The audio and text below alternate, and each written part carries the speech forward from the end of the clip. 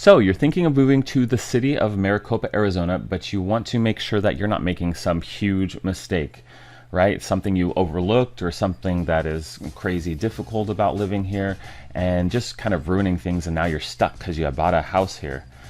Hi, my name's Mike Miller, and you're watching Living in Maricopa, where I cover all things Maricopa and the surrounding areas. But today we're going to look at, some of the things that can go wrong, some of the things that are a downside to Maricopa. I love this city, don't get me wrong, but there are some real things to consider if you're moving here, and we're going to review those and also talk about some options to, manage them so that they're not such big problems when you move here, or maybe just making them at least a little bit easier to bear. And we're going to get things going right now.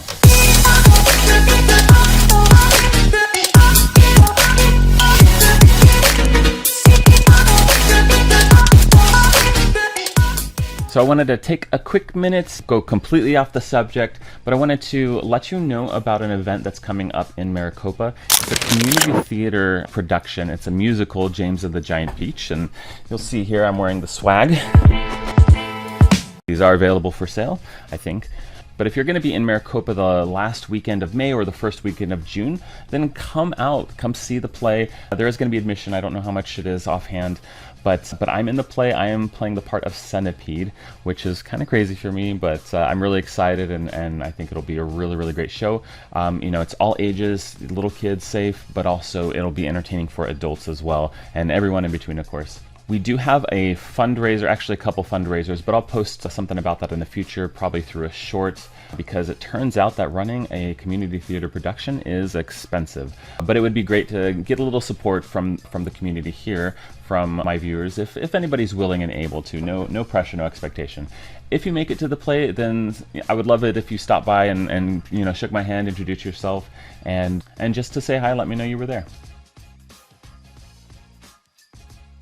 All right, so I feel like we can't talk about the bad things in Maricopa unless we talk about the 347. And if you've watched any of my videos before, you may have seen me talk about the 347.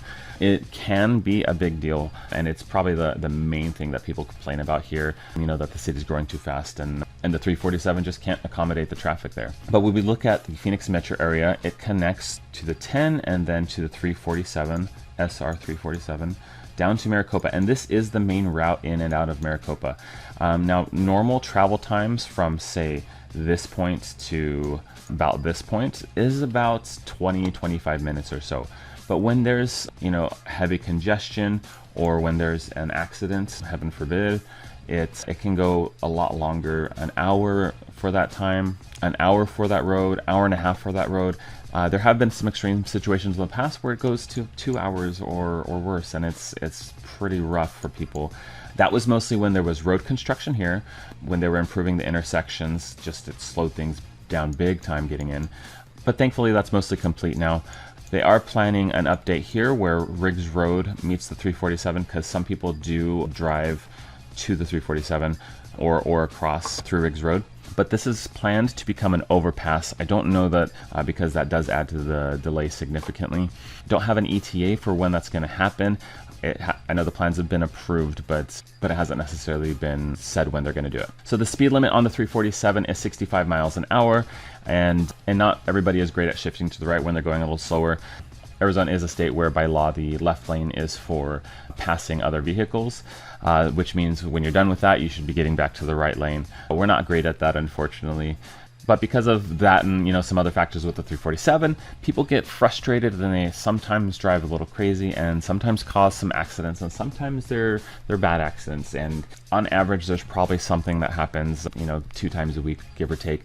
And so as we know, driving overly fast and reckless doesn't usually help you actually get to where you're wanting to go faster. Now the 347 usually gets severely backed up during rush hour traffic. So if you can't avoid that for your commute, then you might kind of just be out of luck, unfortunately, and be kind of rolling the dice every day with how long the 347 is going to take. As far as mitigation goes, how to avoid the 347 struggle, well, you have some options, or at least some things to shoot for. First of all, of course, avoid driving during rush hour traffic, because most of the rest of the day, it's pretty quick and easy to get up and down the 347. It's just not a big deal at all. But obviously you can't necessarily do that if you've got a job. You don't always get to choose your own hours. And by that same token, two other situations where you're really winning in Maricopa are, well, pretty obviously having a job in Maricopa or owning a business here, or just working from home so you don't have to worry about the commute at all. Obviously not everyone is going to be able to have that benefit, especially with kind of the limited jobs that are in Maricopa currently. So if you have to commute during business hours, and there's a couple other things to consider, depending on where your work is and whatnot, and what the traffic situation on the 347 is, it might make more sense to drive along the 347 instead of taking the 202 to the 10 to the 347, or the 10 to Riggs Road. There's also Casablanca Road here that connects the two. It's a little bit of a slower road, but it's not too bad. So if you make it here, then sometimes it makes sense to cut across to get to the 347 closer to Maricopa. Sometimes that's not always going to work either, so you take the 10 to Casa Grande to the Maricopa Casa Grande Freeway, and that takes you it takes you right to Maricopa as well. Now this route is longer, as you can see, and it's usually about a 20-minute longer commute than driving along the 347. But if this is backed up, then 20 minutes is a lot better than an hour and a half. Now, I would really recommend using Waze or Google Maps, obviously, to help you track what the traffic time is, and just do what it says. It's usually right with these roads, and it'll save you time. And using Google Maps isn't any sort of guarantee that you're always going to have a super quick drive, but it'll help you avoid the worst of it here. And lastly, some people just don't mind commuting that much, and that's great. It definitely helps if you have like a smart cruise control on your car. Take advantage of that, use it to kind of take the frustration out of the stop and go traffic that can happen during those times on the 347. All right, so next up in Maricopa is the smell. Now, Maricopa is traditionally a farm town, and had a lot of cattle ranches and whatnot, and some of that stayed around a little bit. So you'll notice sometimes that, particularly at night, it stinks a little bit. All right, sometimes it stinks a lot. And we have dairy farms over here, we have dairy farms over here, we have dairy farms over here, and this one's probably too far away for it to have really an effect on us, but it's around. There's even a facility here where they make Scott's Miracle Grow, which I'm sure uses manure and whatnot. But the smell is obviously going to be a little bit off-putting to some people. Some people grew up near dairy farms or whatever, and they love it.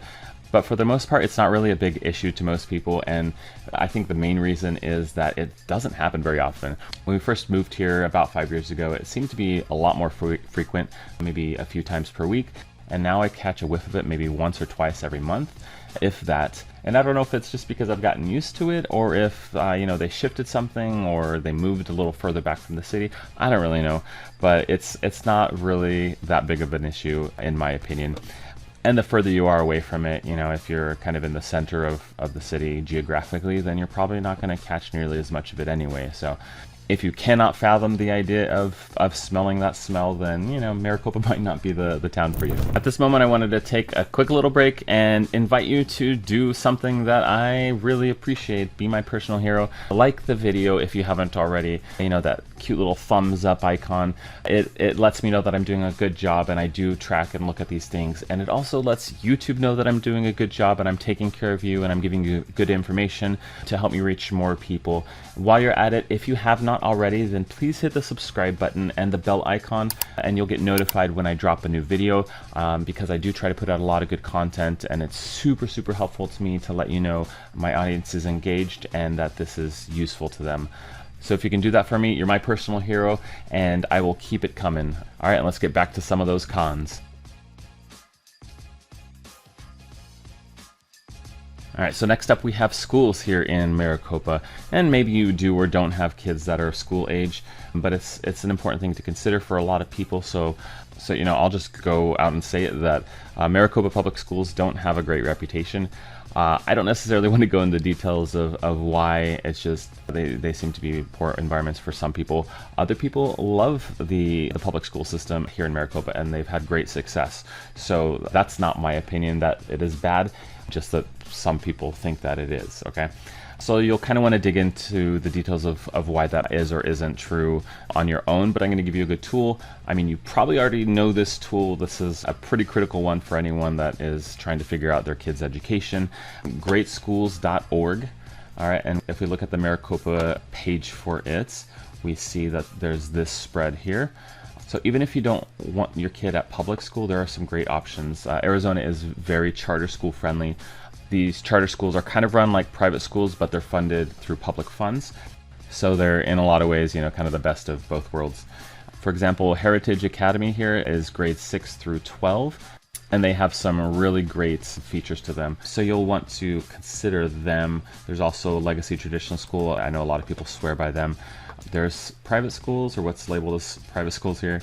There's also a lot of micro schools that are popping up here, and those are, a really appealing option to a lot of people, more and more. So what they typically are, if you haven't heard of them before, is they tend to be like educators, former educators, or educators that came from other schools, so teachers and whatnot, who are taking small groups, say, 5 to 20 kids, and they're teaching them on a more personalized basis than a traditional school or even a charter school might be able to do. So I know some students, some kids need that more one-on-one attention, and this gives it to them. These are oftentimes also free. They're free to the kids and the parents because of some tools and systems that Arizona has in place. These education funds can go towards the kids. Education funds that are kind of devoted toward the kid are used to pay for the tuition for the micro schools. So it might really be something for you to consider. It can be a little tricky to find them. So actually in this case, Facebook might be a good source if you don't yet know people in the community. So the bad here is that, the public schools aren't everybody's favorite, even though some people really love them, like I said, but there are a lot of alternatives. So if you have kids in school and you're worried about the public schools here, there are options. Oh, actually one more option. For a long time, because of a lot of people trying to avoid putting their kids in Maricopa public school, they have been busing their kids up to Kyrene, the Kyrene school district up here, which has some really highly rated public schools. And there is actually a school bus that makes that drive every day. So it's not very hard to find information on that, but if you have questions, feel free to reach out and I'll guide you in the right direction. So next thing I wanted to talk about is the businesses available in Maricopa. This is one of the things that people maybe tend to complain about a little bit more as well, because Maricopa was incorporated in 2003, and like I've mentioned before that, there were fewer than 2,000 people living here. So it takes time for a business to notice a community, to research it, to investigate, and decide to make a decision if it's going to be a good fit for their business, because it costs millions of dollars for a lot of places. So yeah, as of right now, Maricopa doesn't have Target, it doesn't have Sam's Club or Costco or something like Hobby Lobby. And those are places that can be really important to a lot of people. So if you're coming here and hoping to have it really close by, you're out of luck a little bit. We also don't even have like a movie theater in Maricopa or a bowling alley or, laser tag or anything like that. But in truth, that's a little bit of a misleading statement. If we look at the city of Maricopa down in the southwest area, south of, the incorporated area, so this is the Ak-Chin Indian community.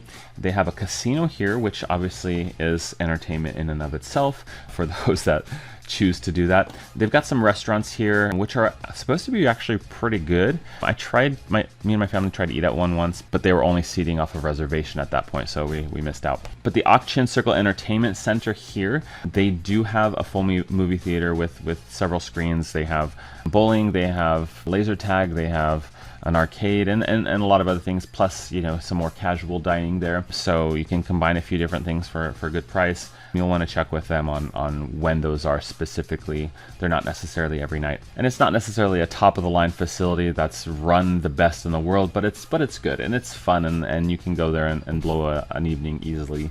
There's lots of date night things you can do there. But kind of more generally in Maricopa, when it comes to restaurants and bars, most of the bars are actually in restaurants. Not a lot of stand. We did have kind of a more bar-focused restaurant here, and it was actually featured on the show Bar Rescue.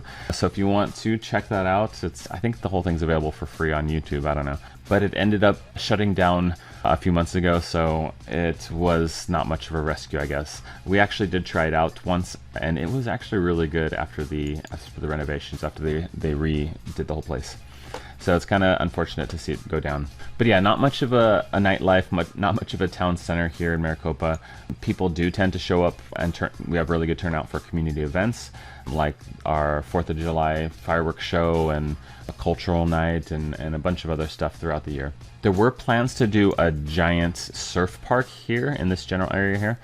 And I think it's still on, but it was going to be, I don't remember the number specifically offhand, something like 50 plus acres, and then it went down to like 13 acres or so. They just couldn't make it the huge thing that they initially envisioned. Like I said, I think it's still on, but I haven't heard anything on it for a while, and that kind of makes me concerned that things might have fallen through.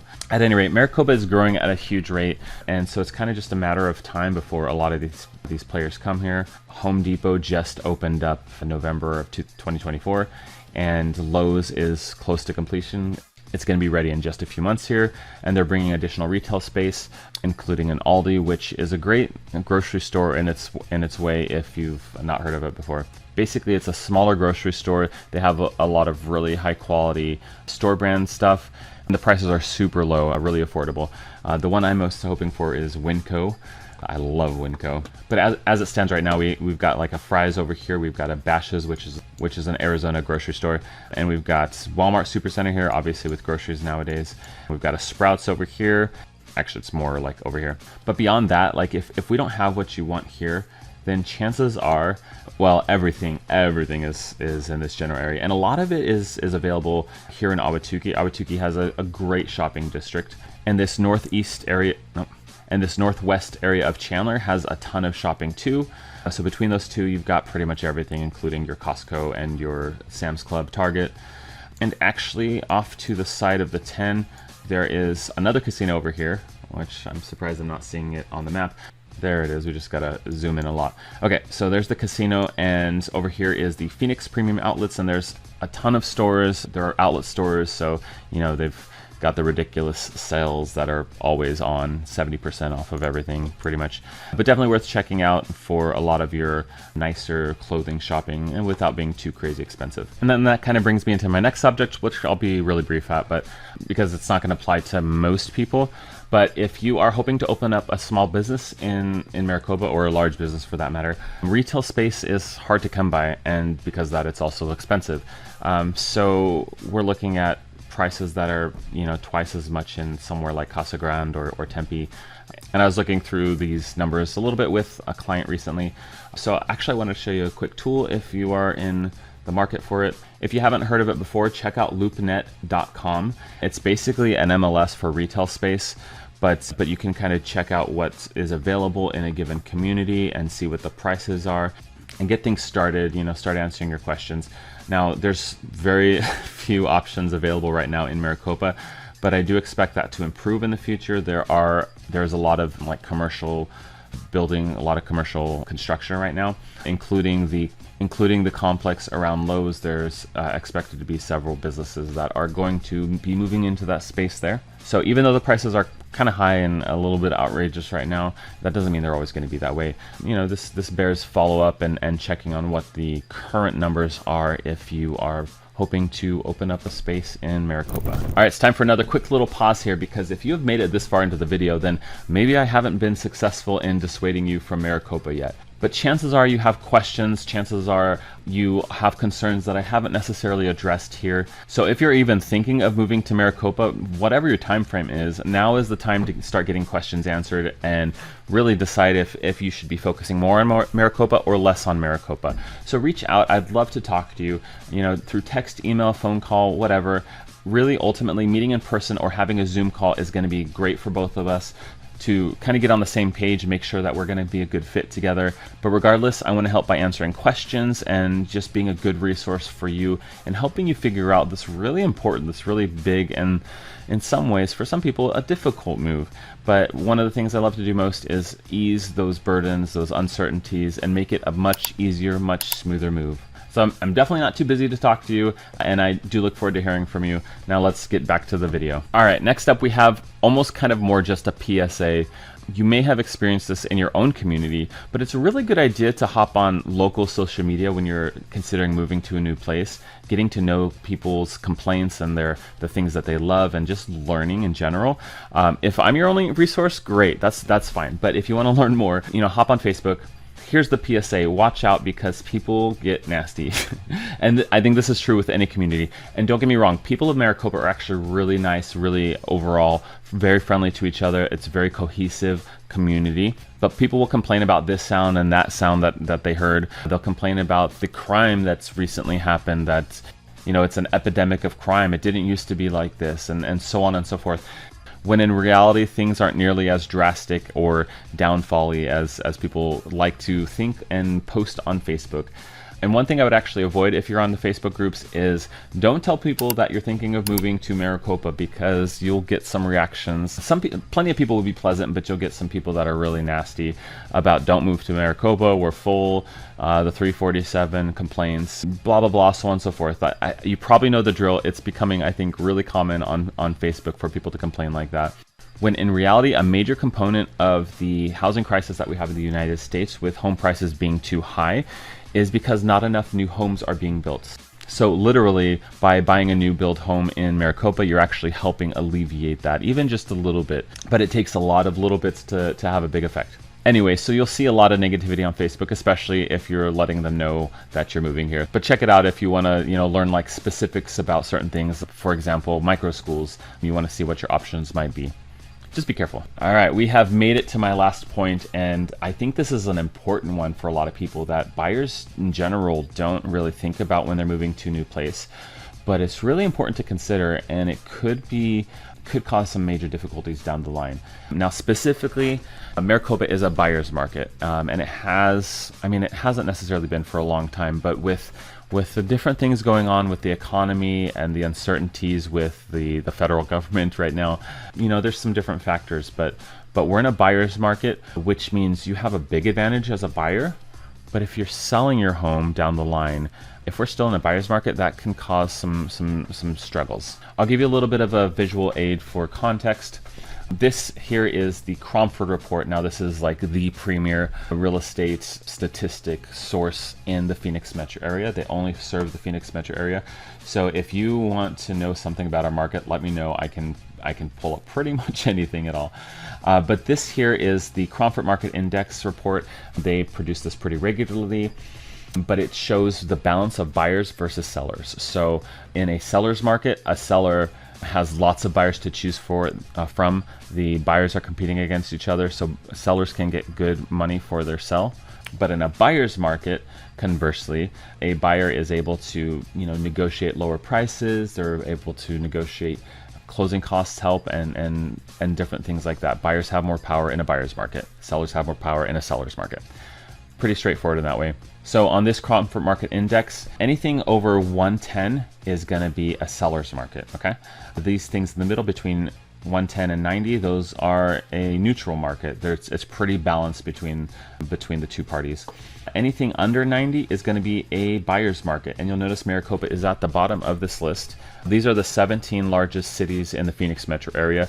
Why 17? I don't know. Seems like a random number, but at 49.7, that means that buyers have quite a bit of negotiating power here. So it's going to be pretty easy to get like $15,000 lower than a seller is asking for, or to get like $5,000-$6,000 to help with closing costs, which can be great for a buyer because you are saving money. You are in a situation where it can be really affordable to buy into a home. Now, granted, interest rates are pretty high right now still, but you can even negotiate to have the seller help you pay for a lower interest rate on the loan.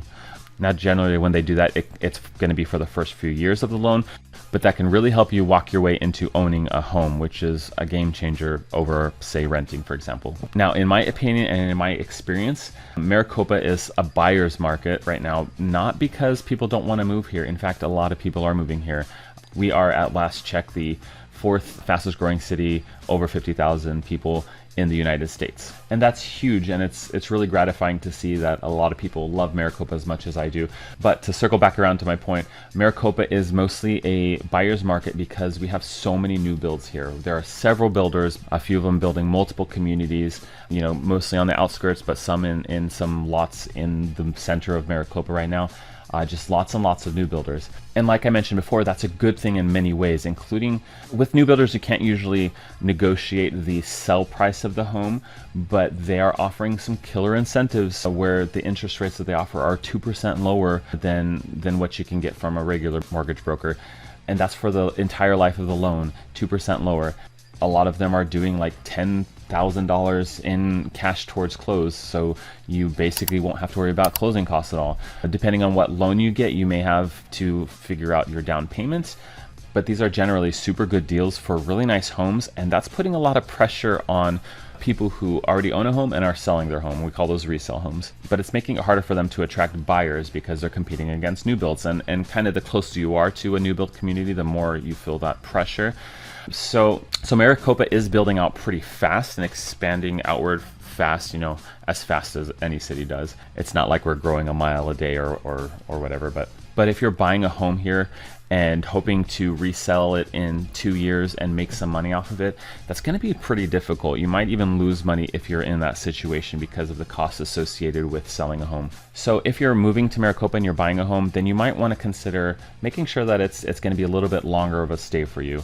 5 years should be plenty of time to be able to get the full value of your home when you sell it, plus walking away with some income. Kind of generally speaking, I think about 5 years should be enough time to be able to sell your home and walk away with some equity, some money in your pocket to use on your next home or what have you. 4 years probably also as well. 3 years, then it gets a little bit dicey. So some people, instead of selling, they turn their home into a rental, and that can really open up some doors for buying power and for future, just passive income. So there's lots of options with things like that. I still would not personally recommend rentals. Rentals are, you're just losing all your money, and you're paying, and you ultimately have nothing to show for it, except for, of course, a place to live in the meantime. So I understand that that's sometimes the best you can do. I did that most of my life, so I'm not judging or anything. Just owning a home is life-changing. And even with Maricopa being in a buyer's market, it's kind of important to keep in mind that if we have another surge, kind of like we did in what was the year 2019 through 2022, if we have a surge like we did then you're going to have major equity. People that bought even just in 2019, by 2022 they had 30 or 40% of equity in the home that they could, if they chose to, sell or do like a home equity line of credit to open up some financing options, lots of things like that. So I'm not saying that we're going to go through another major surge regardless of the political situation, but if it does happen to happen, then the timelines that I kind of gave are completely off. And that's kind of a thing about real estate, is nobody actually knows what's going to happen. And just as a side note really quick before we end this video, to kind of demonstrate my point, Zillow, we all know Zillow, they have an incredible amount of data on housing and home prices and home values and all these things and trends and what's going to happen. And so during that period where homes were surging, where the market was insane, you may remember they got into it big and they started buying and selling homes. They became essentially house flippers, kind of like Open Door does. And even with all their data, they were not able to predict what was going to happen. And so they way overbought, they way overpaid, they screwed themselves so bad. They lost hundreds of millions of dollars, and they just got out of that game altogether. They no longer do that at this point. Maybe they'll start again in the future, but we'll see. Open Door and other similar competitors, they found themselves in similar such situations. Their data didn't prepare them either. The market turned and they weren't expecting it, and they lost lots and lots of money, and in some cases faced some lawsuits for some choices that they made. And that's not to disparage them and talk badly about them. I'm just trying to explain that it's really difficult to know what the market is going to do. So we look at our current indicators and we look at immediate indicators and we make the best decision. And ultimately, what's important is that if you are planning to buy or sell, you do what's important to you, what your timeline dictates, not trying to time the market, because timing the market is such a difficult thing to do. And that's even with all these tools I have at my disposal. It's just really hard to predict the future in this game. So we work with the now and the immediate now. And what do you need? What are your goals? Let's figure it out. All right, that is it. Thanks for listening to me ramble. I love to talk about this stuff, and sometimes I get a little long-winded, so I apologize. But I hope that it was helpful. I hope I'm giving you a little bit of an inside look into real estate and kind of some things to consider and really ponder as you figure things out, because there is a lot to figure out, and there's some downsides to Maricopa for sure.